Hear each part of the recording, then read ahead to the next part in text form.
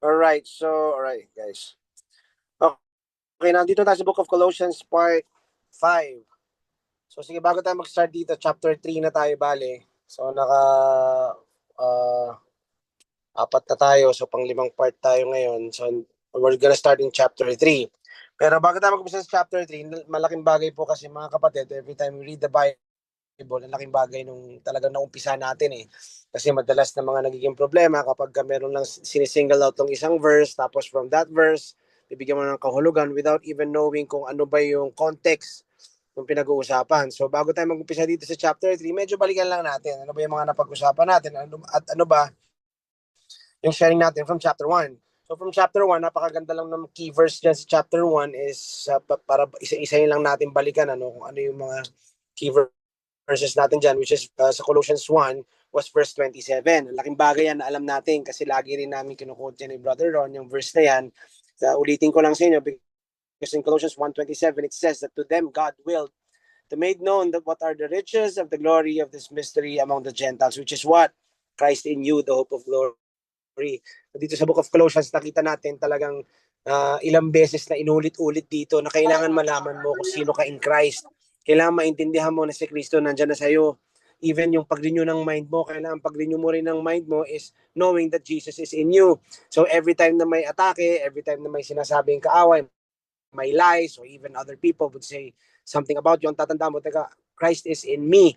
So imbis na mag-retaliate ka, iisipin mo palagi, Christ is in me. So ibig sabihin, Christ is in me, the Holy Spirit is also in me. So yung fruit of the Spirit, nasa akin din. So from there, nababago na yung attitude natin, nababago na kung ano yung magiging respond natin sa mga bagay-bagay na darating sa buhay natin. So yung nakita natin sa chapter 1, binanggit yan.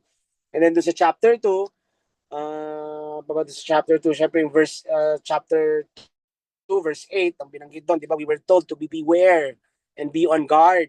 Di ba? Doon sa mga philosophy, doon sa mga empty deceit, according to the tradition of man, to the basic principle of the world, and not according to Christ. So, binanggit din yun na kailangan mag-ingat tayo.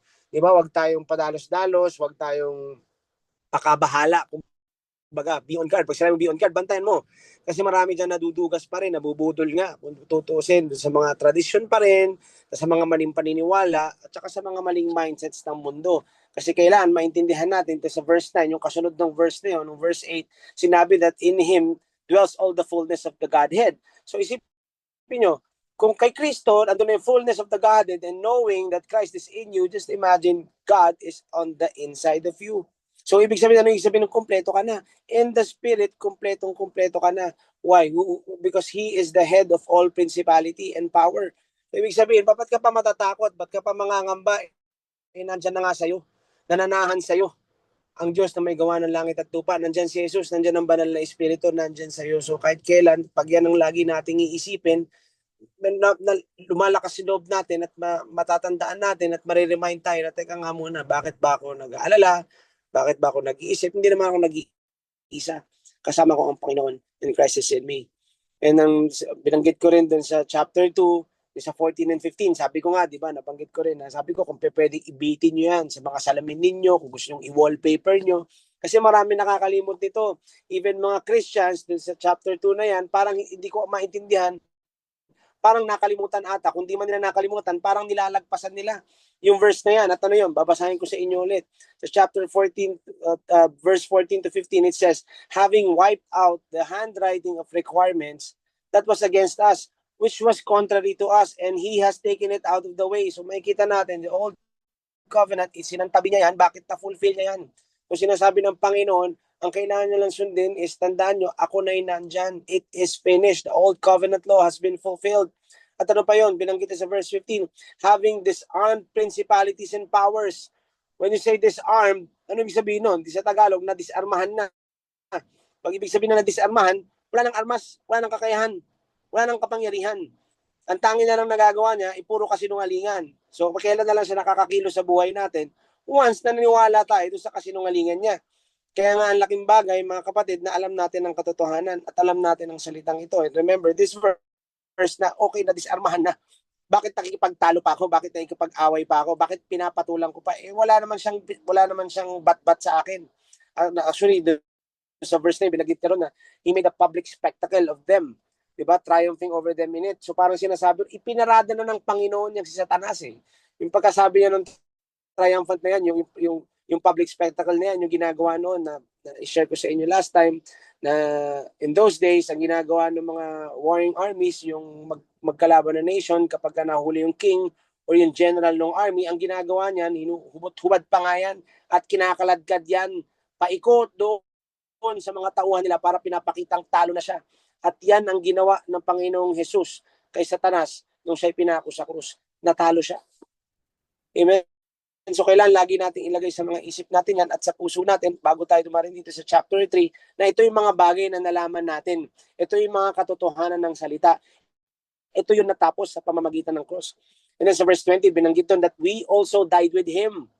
Diba? So kung namatay tayong kasama siya, kasama ding namatay yung mga traditions at mga basic principles of the world na hindi na daw dapat natin sinusunod. Bakit kamo daw now? We have the mind of Christ. Even yung mga puso natin ang puso nga natin obedient na rin. Binanggit sa Romans 6 yun. So dito, makita natin sa chapter 2 pa lang, ang liwanag ng sinabi ng salita ng Diyos na He did not just die for you. We died with Him. Kasama tayo namatay, kasama niya. Kaya sa Galatians 2:20, yun din yung sinasabi doon. So mga kapatid, so knowing this truth, doon nga tayo papunta sa chapter 3. Kaya kailangan, parang nireview ko lang kayo, okay, ito na pala yung mga nalaman natin, talo na si Satanas, si devil, talaga kinaladkad na ni Jesus yan, yun na yung parang picture niya na natalo na siya, na-disarmahan na siya, yan ang nangyari sa cross, kumpleto na tayo, ang Panginoon nananahan sa atin, hindi lang siya namatay para sa atin, kasama tayo namatay kasama niya. Pag sinabi ko namatay tayong kasama niya, yung old man natin, yung dati nating pagkatao. And sa Colossians 2:12, binanggit dito that we are now raised. We are also now raised, that we are able to walk in the newness of life. Sa Romans 6, binanggit din yun. Amen? So yan, para maliwanag lang, nag-intro lang ako doon sa mga napag-aralan natin ng mga nakarang linggo. So ngayon, pupunta na tayo sa chapter 3. So at least nandiyan sa isip natin yan, na-refresh tayo. Ito na pala yung mga nalaman natin from chapter 1 and chapter 2 before we go to chapter 3. And now, going to chapter 3, this is verse 1 of chapter 3. It says here, if then, so ito, inuulit niya na naman. Kita mo, binanggit niya na natin sa chapter 2, inuulit niya na naman. If then you were raised with Christ, so kung namatay ka nga kasama niya, so ibig sabihin, nabuhay ka rin kasama niya. Kaya ka nga born again Kaya ka nga na born again, kaya ka nabuhay na muli. Natural, hindi ka pwedeng ipinanganak muli, hindi ka pwedeng ipanganak muli. Wala na matay. May pinanganak ka uli. At ano nangyari? You're raised with Christ. So kung alam mo na ngayon pala, na ni-raise ka na pala kasama ang Panginoon, anong nakalagay rito? Seek those things which are above where Christ is sitting at the right hand of God. So kung kasama ka na nabuhay muli, wala na daw yung dati. Amen? Kasi mabuhay, wala na Siyempre, the old is gone, the new has come. So please lang, mga kapatid, don't you raise up the old you because it's already dead. Amen? Buhay ka na ulit, bago ka na. Okay? Bagong nilalang ka na. Bago yung buhay mo. Amen? Bagong buhay ka. So, sa 2 Corinthians 5 verse 17, it says there that all the old is gone and the new has come. So, ibig sabihin nito, everything in you is now new. Bago ka. Tumira ang Panginoon sa iyo, bago ka. Walang bahid ng luma, walang bahid ng kasalanan. As in, brand new ka, you're white as snow. So don't you look back. Don't even look back at your mistakes.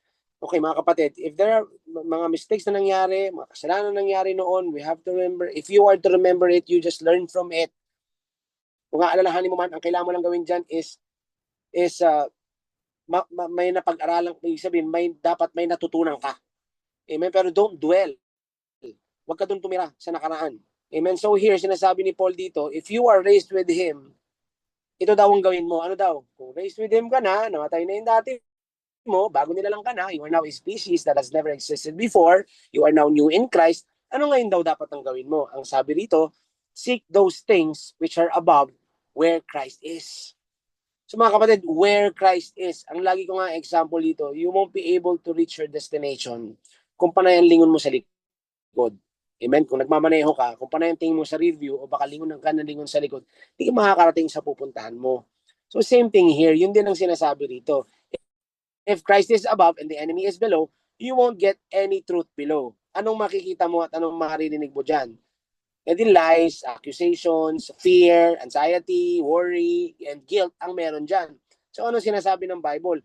Doon ka daw tumingin. Doon ka tumingin sa taas kay Jesus. Bakit? Ano makikita natin doon? The truth, yung promises, yung breakthroughs, makikita mo doon. Remember, sabi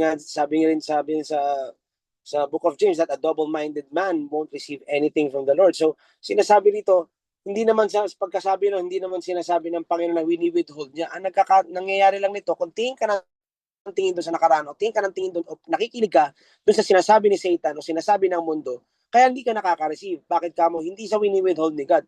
Ikaw yung humaharang. Nakuha nyo? At lalong-lalo na, nabibigyan ng dahilan or right si Satan para hindi maka-flow yung blessing sa'yo. Bakit ka mo? Kasi tingin ka ng tingin sa kanya. So, napupuno ka ng doubt. You're looking in the wrong direction. So, anong sabi dito? Dapat, tingin ka kay Jesus. Tingin ka lang nun.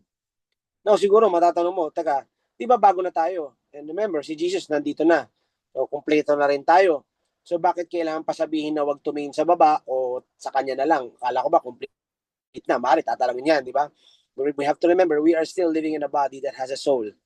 Okay? So yung completeness na ito, yung blessings that is in our spirit, it needs to flow out through the soul. So ang kailangan mag-align yung soul, which is what? Our mind, will, and emotion. So kailangan kung ano man yung sinasabi ng salita ng Diyos, na kung anong meron ka, that every spiritual blessing in the heavenly realms is already in you, dapat paniwalaan mo yun para ma-flow out yan. Amen? Kasi ang mga kapatid, ang soul natin, matigas ang ulo. So the more ang ginagawa niya, it always focuses on the negative, kaya di nakaka-flow yung nasa spirit. Kaya ang instruction dito, let us seek those things which are above, where Christ is. At asan daw? Ano daw ginagawa ng Panginoon? Sitting at the right hand of God. Mga kapatid, the word sit, it means, pag umupo yan, ibig sabihin, kaya nakaupo yan, dahil tapos na eh. Kaya nga, it is finished. Tapos na. Amen? Kaya nakaupo. Diba? Rest in the finished work of the cross. Kaya nga, pag nag-declare ka, nag-pray ka, pag sinabing, nag-pray ka na i-cast mo na yung burden mo, na-i-cast mo na yung care mo, kaya sa Tagalog, yung cast, ibig sabihin nun, hagis. Kung tunay na naihagis mo na talaga yan, dapat wala ka ng bigat ng taramdaman. Ngayon, kung mabigat pa, ibig sabihin niyo pa naihagis yan. Nakuha niyo yun? So, kailangan, kung alam mo na ihagis mo na, at alam mo nang nagawa niya na lahat, at alam mo it's done, hindi ka na mag-aalala pa. Wala na sa'yo eh. Kung wala na sa'yo, iisipin mo pa ba? Nakuha niyo yun? Kaya kung naibigay mo na, alam mong it's already taken care of. So, why worry? Mga kapatid, let's rest. Doon tayo mag-rest. Diba? Doon tayo mag-rest sa finished work niya. Remember, He is already seated. Actually, in Ephesians 2, hindi nga lang siya seated na nandun lang siya. We are even seated with Him. Kaya nga, if you connect this, pagdudugtungin mo yan, parang nangyayari, ang sinasabi dito, seek those things which is in your heart where Christ is seated with you. Nandiyan siya sa loob mo. Amen? So, knowing that truth, lalong mawawala yung pangamba natin. Kahit na ano pa yung kinakaharap mong sitwasyon o problema sa buhay or may pagsubok or trial, maisipin mo kagad, teka muna, ba't titignan ko yung mundo, ba't titignan ko o papakinggan ko yung sinasabi, yung discouragement ng enemy or yung lies ng enemy, ang titignan ko, ang Panginoon nasa akin. The hope of glory. Amen? So sa verse 2, anong sabi dito? Set your mind on things above, not on things on the earth. So what are the things above? So ano ba yung mga yan? So His promises, His will for your life, yung life in peace, not to harm you, but to prosper you, to give you a future and a hope, to heal you of any kind of sicknesses, the promise of divine health, supernatural favor surrounds you. Yan lahat yan. Yan yung meron. Actually sa Philippians 4:8, ano yan? Ano yung makikita natin dyan? Whatever things are true, whatever things are noble, things are just, diba? That are pure, that are lovely, whatever things that are good report, yan lahat yun eh. So yun ang sinisik natin, iset natin. The word set means naka-target yan. Target, lock. Alam mo yun, talagang nakatarget, parang sa sniper, yung crosshair, andun nakating ka dun. Diba? These are the things above. And so as he is, so are we in this world. And greater is He that is in us than he that is in the world. So doon ang tingin natin. Nakaset dapat yan. That He never leaves us nor forsakes us. He watches us. He loves us. Actually, this is a command. Sinabi, set mo. Set your mind. Diba? Set mo. Diba? Set mo daw isip mo. Diba? Doon sa mga nabanggit ko kanina.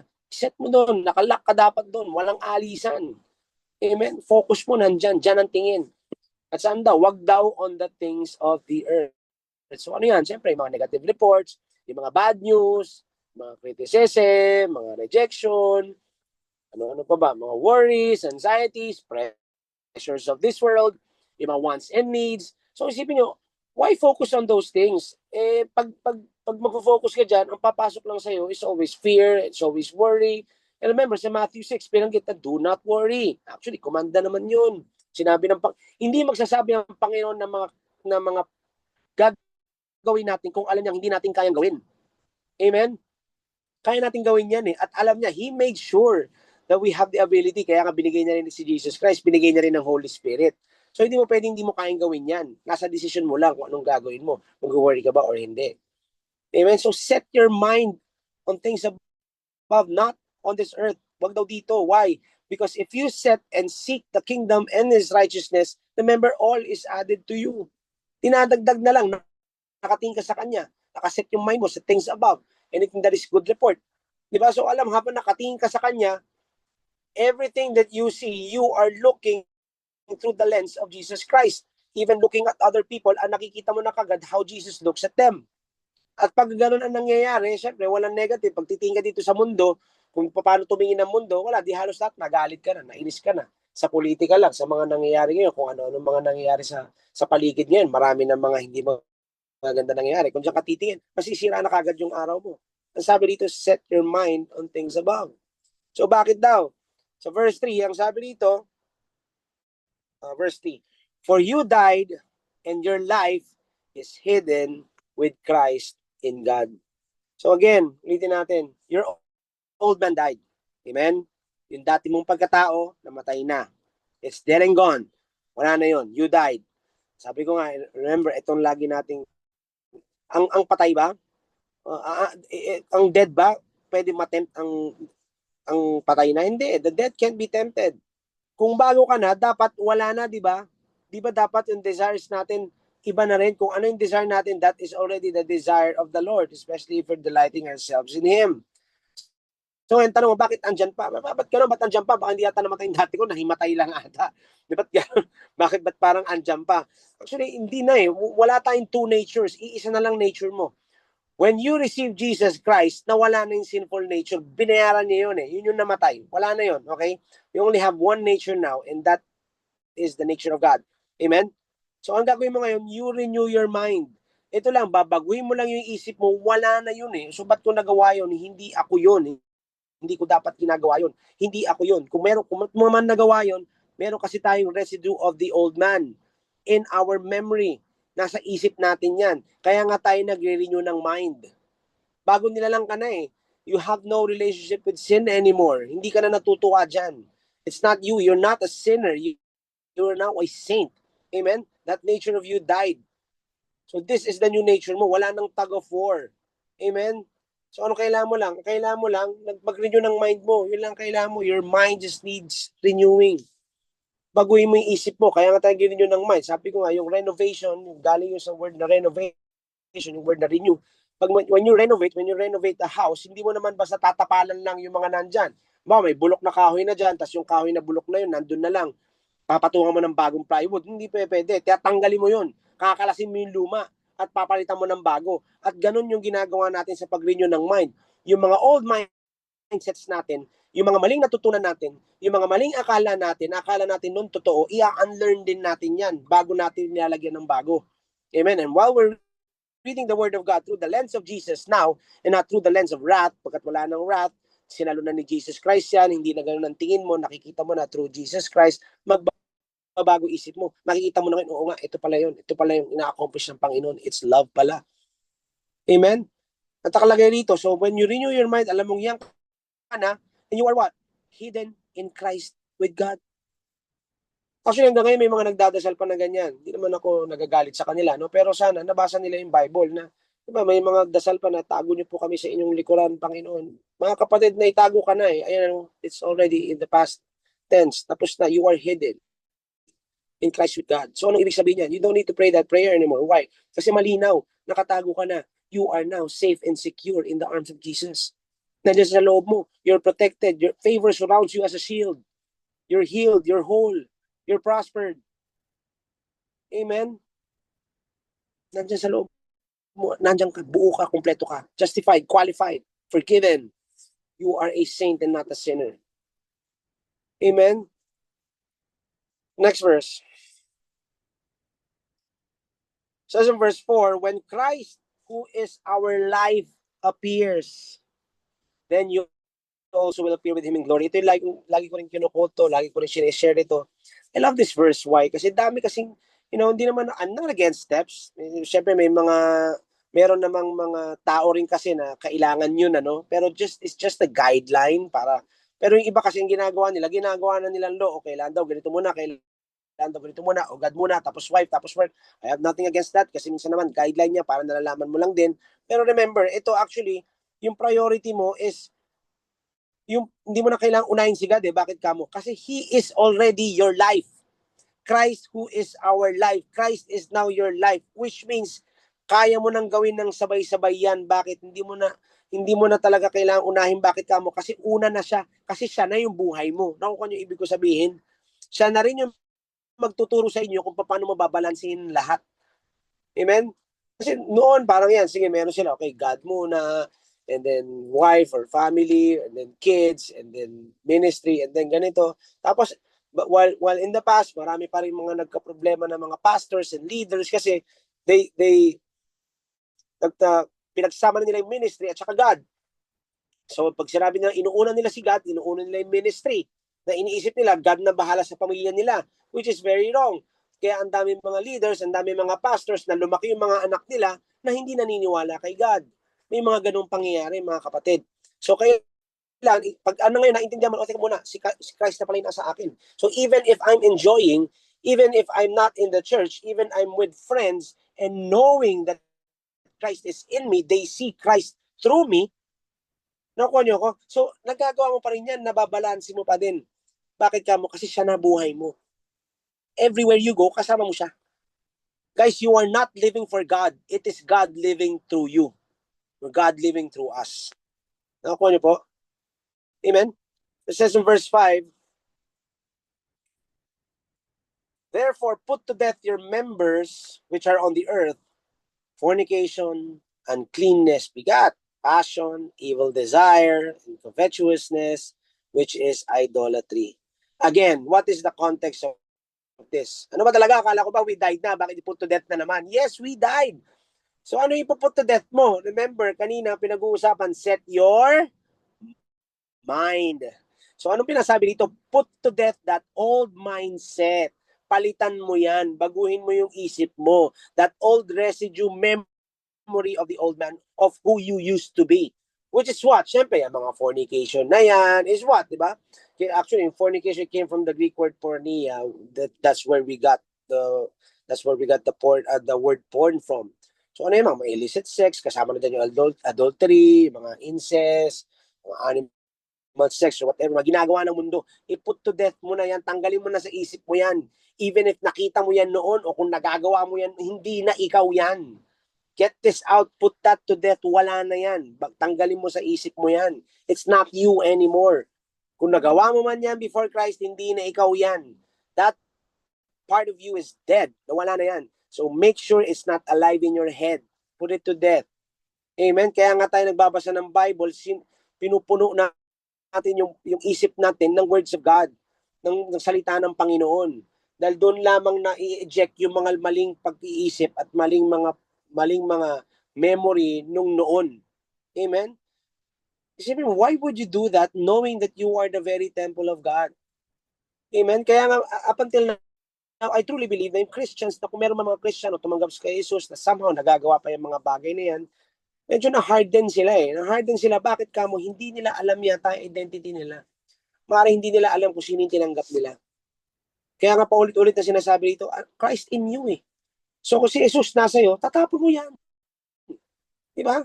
Hindi mo nga iisipin yan. That's going to be, it's parang hindi talaga bagay na nandiyan sa isip mo yan. Hindi tama. Yan, uncleanness, evil desires, covetousness, which is what idolatry, binabanggit dito. Covetousness, wala namang ibang yan, kundi it's a selfish desire. It's about thinking of yourself first.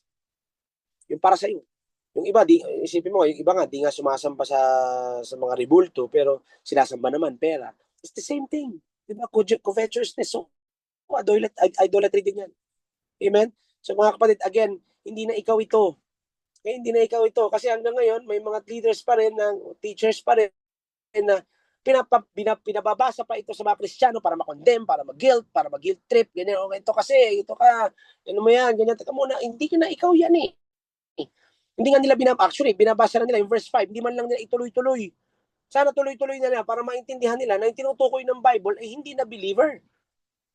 So sabi dito sa verse 6, because of these things, the wrath of God is coming upon the sons of disobedience. Isa pa to. So, sinasabi na, mga ano kayo, mga hangal kayo, ganyan, ginagawa nyo to, ganyan. Ito muna, hindi tayo ang kausap dyan, mga kapatid. Ang laging ano natin dito is, ang tatanong kagad natin dito na, pag nakikita kasi ng Kristiyano yung wrath of God, ako patay. Kaya na.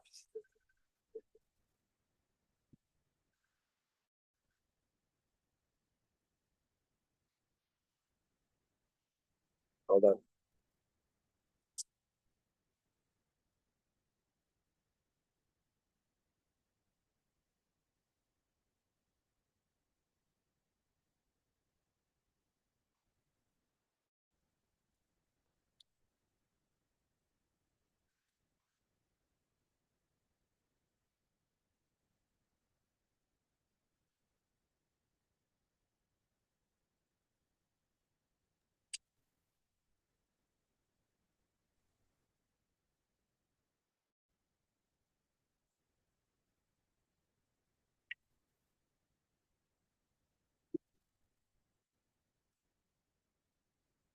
Sorry.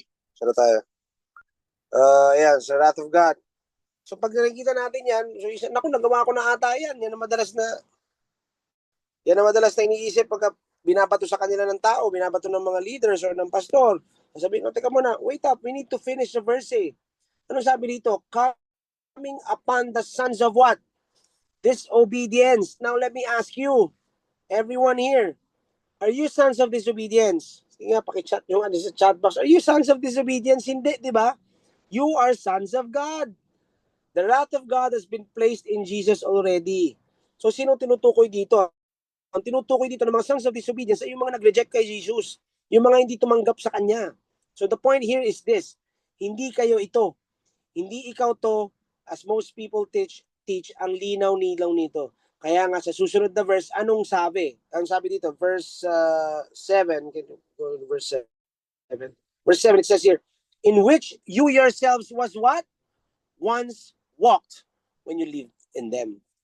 Noon, ikaw ito. Noon. Pero nung tinanggap mo ang Panginoon, kumbaga once upon a time naging ganyan ka, noon naging ganyan ka. Dati maaaring ikaw yan, pero ngayon dahil the old is gone, the new has come. Romans 6, you also now have an obedient heart. Remember, verse 14? So sa sons of God and sons of God ka na, and sons of obedience ka na, kapatid. There was a time na ganyan ang buhay mo, pero hindi na. Amen? Now, yun naman pala, hindi na, iba ka na. Amen? Iba ka na. So, dapat, pati itong mga to, tanggalin mo na din yan na sinasabi na hindi mo na dapat ginagawa yan. Wala na dapat sa isip mo yan. Hubarin mo na yung mga bagay na yan, yung mga kaugalian na yan, dahil hindi na bagay sa iyan. Amen? Hindi na ikaw yan. And it says in verse 8, says in verse 8, but now, you yourselves are to put off all these, anger, wrath, malice, blasphemy, filthy language out of your mouth. So nasabi dito, put it off. Hubarin mo na yung mga yan dahil hindi na bagay sa iyan. Kaya sabi ko, dito nakalagay yung put off. Parang damit yan eh. Nasumikip na. Hindi na ikaw yan. Christ in you na. You have the fruit of the Spirit. You're already complete in Him. The Godhead bodily dwells in you. Nandiyan na, so you are the righteousness of God. So yung mga bagay, yung mga anger, yung mga blasphemy, yung filthy language, hindi na bagay sa iyan, kapatid. Kumbaga sa damit, masikip na sa iyan. Kengkoy na tignan sa iyo. Huwag mo nang ipilit na isuot pa. Hindi na sa iyan. Iba ka na. Tanggalin mo na yan. Amen? Kaya nga, ultimo, kung titignan yung ultimo ng pagmumura, di ba? Pati yung, parang noon, parang yung pagmumura, parang tuldok sa inyo. Some of you siguro dito, parang hindi natatapos yung sentence. Like me before, hindi natatapos ang isang sentence ko without a cuss or walang mura or anything na ganoon ako magsalita noon.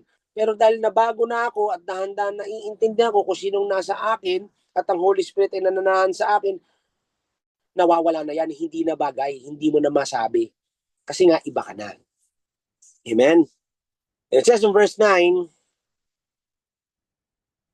do not lie to one another since you have put off the old man with his deeds. Yan, nakita mo, since you have put off. Kaya dito nakikita mo, kaya minsan nalilito yung iba, ano ba, tatanggalin ba? Ano? Pero panapaliwanag dito ng Bible na, kapatid, natanggal mo na yan. Tapos na yan. Kumbaga parang nire-refresh ka lang. Yung mga bagay na yan, kung minsan pumapasok man sa isip mo, tapos na yan, natanggal mo na yan. Huwag mo nang isuot ulit. And remember, dito nakalagay rito, do not lie to one another. Satan is the father of what? Lies. So when you lie, it's like you're saying that you have a different father. I'm not saying na nag-iba. Pero sinasabi ko lang na kung naglalay ka and you keep lying to each other, it's like saying na, okay, parang tatay ko yata si Satan. Eh, hindi eh. So yung palang isipin mo, ang tatay ko, ang Panginoon eh. Di ba? Our Heavenly Father. Di ba? Si Jesus na sa akin, why would I lie? Nakuha nyo? So make sure you know who your Father is. Ang karugtong yan, blasphemy and filthy language. You know, guys, lying is lying. White, purple, or black, it's still a lie. So don't lie, mga kapatid. Amen? Why? Kasi tinanggal mo na yan eh. Hindi na ikaw yan. Nahubad mo na yan. Hindi ka sinungaling, totoo ka. Makatotohanan ka. Kasi bakit ka mo? Yung totoo, yung katotohanan, life and truth is already in you, which is Jesus Christ. Diyos yung nasa loob mo, si Kristo. Amen? So tinanggal mo na yung mga yan at pinaalala na natanggal mo na yan because the old man, yung dating deeds ng old man mo, wala na dahil patay na nga. At anong pinaalala dito sa verse 10? Sabi dito sa verse 10, and have put on the new man who is renewed in knowledge according to the image of him who created him. So dito ang linaw mga kapatid. No? So naput off mo na yung mga bagay na yon, pinapaalala lang na kung meron man nandyan sa isip mo, iput off mo na yan, tanggalin mo na yan, hindi na dapat sa iyan. Bakit ka mo? Kasi naisuot mo na yung bagong pagkatao mo. Bago ka na. At yung bagong yan, renewed in knowledge pa according to the image of him who created him, who is God. Amen? So yung tungkol sa everything that was said about the flesh, about the world, and humanity, na nabanggit, is not you anymore. Hindi na ikaw yan. Bago ka na. Amen? Naisuot mo na yung bagong pagkatao mo. Bago ka na. When you believe, Jesus lived in you. Bagong nilalang ka na. At hindi lang yan, you have a renewed knowledge according to the image of Him. Pati mag-isip, pareho na kayo ni Jesus. His will is to heal, remember? To deliver, to help, and to save. Actually, yan din ang laman ng isip mo. Kaya nga you keep on blessing others. Kaya nga you keep on sharing the word of God. Kaya nga nagugulat ka, parang bumabait ka. Nagugulat ka, ba't gano'n yung lumalabas sa akin? Hindi naman ako dating ganito, ba't ang bait-bait ko? Bakit minsan sa mag-asawa na ba't ang sweet-sweet ko na? Bakit ganito na ako? Ba't ganyan na ako? Ba't nangyayari ito? Bakit ka mo? Kasi it's not really you. It's because of the root that is in you. Siyempre kung anong root, yun ang puno, yun din ang nagiging bunga. So nagbubunga lang yung puno na nandyan sa'yo, which is Jesus Christ. Amen? Pero na, yun yung isip natin is to bless other people. Yes, in the spirit, complete tayo. Pero remember, we have our mind. So yan ang patuloy na re-renew natin. Kaya sa Romans 12 verse 2, it says, do not be conformed to the image of, do not be conformed to this world, but be transformed by the renewing of your mind so that we may be able to prove what is that good and acceptable and perfect will of God. Amen? So we keep on renewing our mind. Baguhin natin yung mga isip natin. Remember, habang nagre-renew tayo, we already have the mind of Christ, so tinuturo niya rin sa atin kung anong mga dapat natin gawin. Paano rin natin babalansin ang mga ginagawa natin sa buhay. Amen? Like, right now, kapag yan ang isip natin, alam natin, okay, nandiyan na pala, buo na pala ako, tinanggal ko na pala yung mga yan. Isipin nyo kung paulit-ulit lang ito, i-rehearse nyo lang at knowing this truth, talagang magbubunga ka lang eh. Hindi ka na yung Kristiyano nagpipilit na maging mabait. Ang hirap maging Kristiyano, sobra. Yung iba, sinasabi pa, hindi nga mahirap. It's impossible to be a Christian. Yes, it's impossible if you're in the flesh. But if you are in the spirit, it's just like breathing. Inhale, exhale ka lang. Wala pang burden yan. Bakit ka mo? Kasi inilalabas mo lang kung sino nandyan sa'yo. Kung saan Panginoon nung bumaba rito sa mundo, ang ginawa niya, blessed people, Diba? Healed people, ganun din tayo. We're here to bless. Why? Because we're already blessed. Nagsishare tayo because we also receive. Amen? And then in verse 11 is our last verse. It says here, where there is neither Greek nor Jew, circumcised nor uncircumcised, barbarian, Scythian, slave nor free, but Christ is all and in all. So whether ano pa lahi niyan, ano ba probinsya niyan, mayaman yan, mahirap yan, as long as he is a believer, we don't judge or condemn. Why? Because Christ is all in all. We must be able to see Christ sa sa bawat believer. Amen? Na kahit anong denomination pa yan, Christ is all in all. This is how God sees us. Hindi niya tayo tinitignan sa mistakes and sin natin. Sa estado natin, kung nakapag-aral ka o hindi, nakapag-Bible school ka ba o hindi, ang tinitignan ng Panginoon, si Jesus Christ. So we must do the same also. We must look at other believers that how God looks at us. And God doesn't even remembers our sin no more. Ano masakit ito, minsan yung mga Kristiyano, naaalala pang isang tao dun sa ginawang mali. Naaalala pa yung sa tao doon sa masamang ginawa. Bakit ganun lagi na lang inaalala natin sila sa ganun? Dapat alalahanin natin yung mabuting ginawa nila. At hindi lang yun, alalahanin natin dahil tinanggap nila si Jesus Christ. Yun na lang alalahanin natin. Kasi pag malalaman natin na, okay, he's a believer, tinanggap niya si Jesus Christ, whether he has a wrong knowledge about God, I'm here, and Jesus is in me, and through the Word, alam ko, mababago yan, at marirenew yan, at matatanggal yan, kung may stronghold man, sa pamamagitan ng salita, we're gonna bring that down. Kasi that's when, doon tayo na we should be knit together in love. Diba? Looking out for each other. Because Christ is all in all. Amen? Andiyan ang Panginoon, kasama natin. So I pray that, this is our last verse for part 5. I pray that you got something out of this. It's just a short part. Next na natin tapusin yung buong chapter na ito. But dito makikita natin na inulit-ulit lang naman din ni Paul, inulit-ulit lang din ang salita ng Diyos kung anong meron na tayo. At binanggit lang dito kung ano man yung medyo sa isip natin, kung may residue pa ng mga lumang pagkatao, yung mga pag-iisip natin nung araw, dapat tanggalin mo na, dapat palitan mo na, i-renew mo na, kasi bago nilalang ka na, bago ka na in Christ. So, kung bago ka na in Christ, ang nagbubunga sa'yo is kung ano yung puno mo, which is Jesus Christ. And we must look at other believers as well na si Jesus nandun din sa kanila. And from there, makikita natin kagad where yung lens ng pag-ibig ng Panginoon. Amen? So, amen. That's what I have for you guys tonight. That ends part 5 of Colossians, of the book of Colossians. And the other half, sa tackle natin next time. Amen.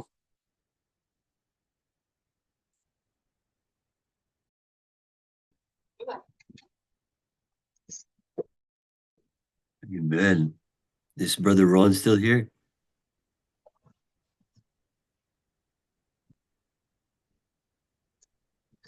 Baka nawala si Brother Ron. Wala na ata bro, nagda-drive kasi siya. Right, no? Yeah, I just wanted to ask if Ron had any insights that he wanted to share. But yeah, this is perfect, bro. It's the book of Colossians talaga opens up new things sa bawat isa, especially about the reality of Christ and like the resurrection power of Christ is already in us. And one thing that struck me here was, I was reading it in the Passion Translation, verse 2, which says here, uh, feast on all the treasures of the heavenly realm and fill your thoughts with heavenly realities and not with the distractions of the natural realm. And, I believe like, in order for this to become a reality, kaya sobrang laking bagay mag-fellowship, di ba, for us kasi we're still here in the natural realm. So how do we get to the heavenly realm? How do we keep our mind, our eyes focused on the heavenly realm? It's true fellowship. It's by reading the word, by praying. And just like this, every Thursday nights we have the Zoom Bible studies. And uh I hope that everybody here is opening the word of God. Sa bawat isa, I pray that, you're going through the scripture yourselves. because it gives us time to really, read the word. Right? Lahat ba dito is, you got your Bibles open? Are you reading along habang nagtuturo si Pastor Macho? Or is everybody just listening? And if that's the case, baka may mga doing, multiple things. But I just encourage you guys to go through the word. Just use this time. It's one way for us to get into the reality of heaven, of the kingdom of God. So this is powerful, Pastor Much. And yeah, does anybody want to share any insights? We want to hear from you guys. If you have anything in mind, anything that you want to say, we still got some time. So meron ba? Meron bang gusto mag-share? Meron bang gusto baka may insight kayo na nakuha? Meron ba dito?